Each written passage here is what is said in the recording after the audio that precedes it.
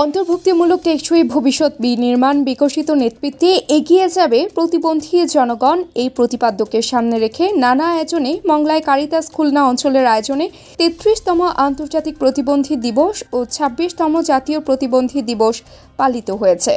মঙ্গলবার সকাল ১০টায় দিবসটি উপলক্ষে উপজেলা প্রশাসন ও সমাজসেবা কার্যালয়ে বাংলাদেশ প্রবীণ প্রতিবন্ধী এবং মাদকাসক্ত ব্যক্তিদের সমন্বিত উন্নয়ন প্রকল্প বেসরকারি উন্নয়ন সংস্থা কারিতাস খুলনা অঞ্চলের আয়োজনে বর্ণাঢ্য র্যালি, আলোচনা সভা, শিক্ষা উপকরণ বিতরণ, সাংস্কৃতিক অনুষ্ঠান ও খেলাধুলার প্রতিযোগিতা অনুষ্ঠিত হয়। র্যালিটি উপজেলা চত্বর থেকে শুরু হয়ে পৌর শহরের প্রধান সড়ক প্রদক্ষিণ করে একই স্থানে এসে শেষ হয়।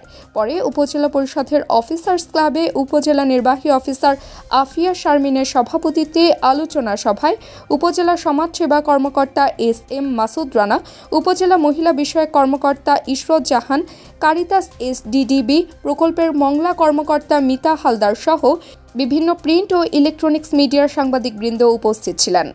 বক্তারা বলেন, প্রতিবন্ধী ব্যক্তিরা আপনাদেরই আপনজন ও প্রতিবেশী।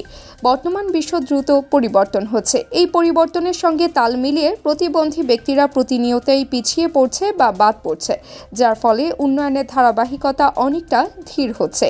এই ভীষণ বিনির্মাণে প্রতিটি ব্যক্তির অবদান রয়েছে, সেক্ষেত্রে প্রতিবন্ধী ব্যক্তিদের অবদানও কম নয়। তাই এই উন্নয়নের যাত্রায় প্রতিবন্ধী ব্যক্তিরাও যথেষ্ট ভূমিকা রাখতে পারেন।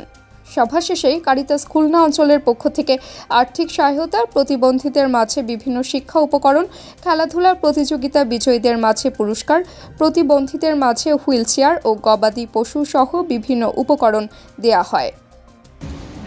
আলিয়া জিম, BMF নিউজ, মংলা।